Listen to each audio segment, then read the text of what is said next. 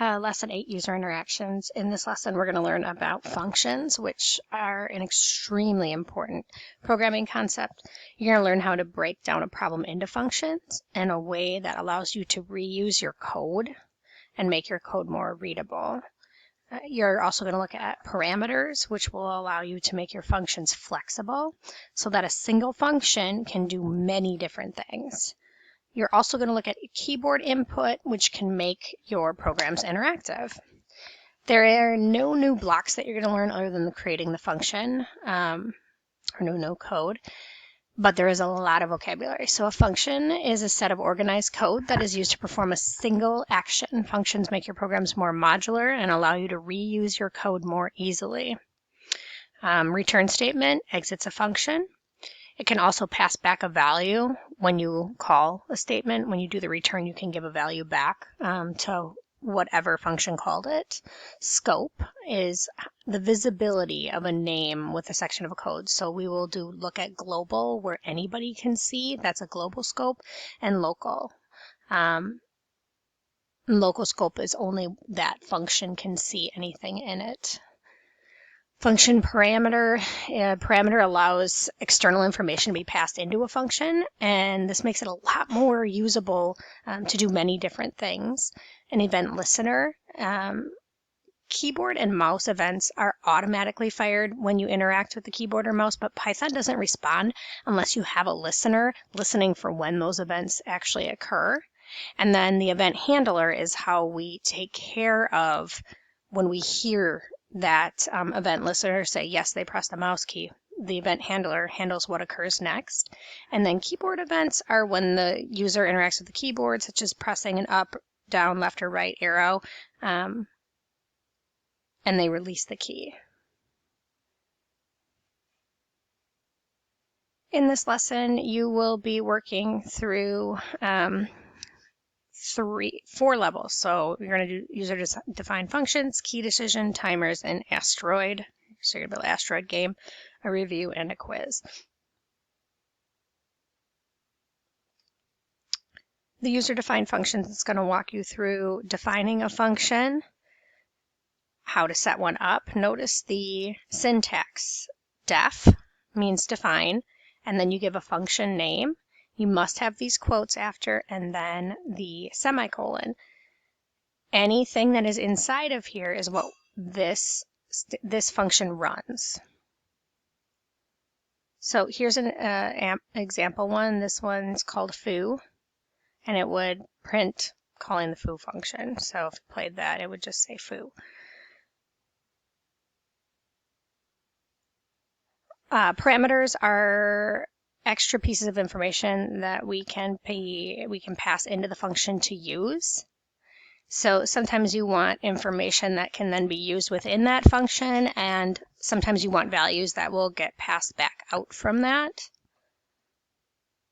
So for example, if you were to look at this example, defining spare change, quarters, dimes, nickels, pennies, cents equals quarters times 25 plus dimes times 10 plus nickels times 5 plus pennies. So it'll pass in how many of each type of coin you have, and then it uses that to perform how much they're worth, return cents, and then it will print that spare change.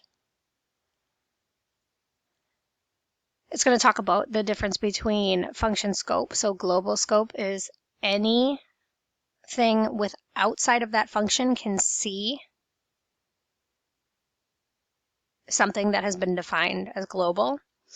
And local means that it can only be used within that function. So you can see here that this I has been defined outside of this, and it says global I. That means that whatever I do with this I is changing the global variable. Here's a local. You don't have to say local, it's just within the function. You will not be able to see whatever happens in here and use it except within this function.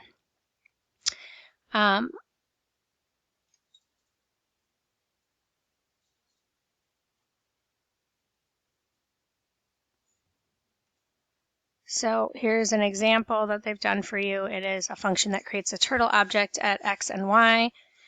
specified by the parameters x and y. And you can see here's where they call the function. So here's the create function, and here's where they call the function. So we can change these values of where these are occurring by changing the value, and if you hit play, it's going to move them over to a new location.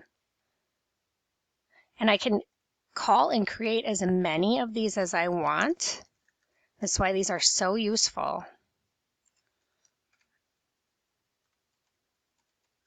Because I don't have to keep typing all of this code over and over again that's within this function. If I wanted to do this 4 times, I would have to do that. And I wasn't using a function. I would have to write out all of those lines of code over and over again. Instead, I can just pass these parameters in and have it pop up for me. It just calls the function, gives those values, and pops out the information that I want. The next section is going to talk about responding to key presses. Pay attention to what key you're looking for and the function that's looking at that. It's going to talk about listening for keys and detecting a press. Make sure you go through the examples in here and play with them.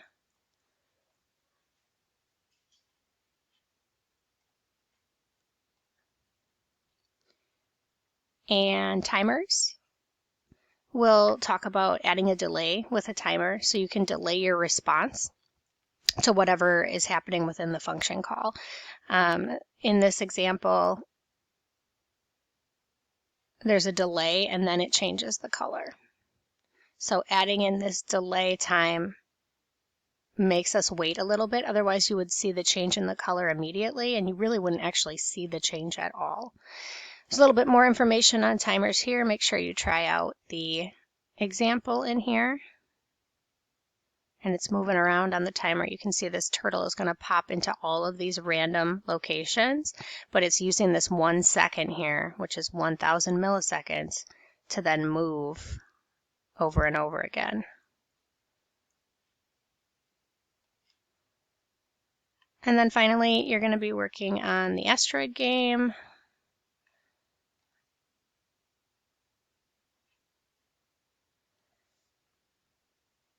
You're going to build it. It's going to give you all the instructions as you build this game together, creating the asteroids, doing all this, controlling the ship, everything. Now, there are some coding challenges I want you to try in here.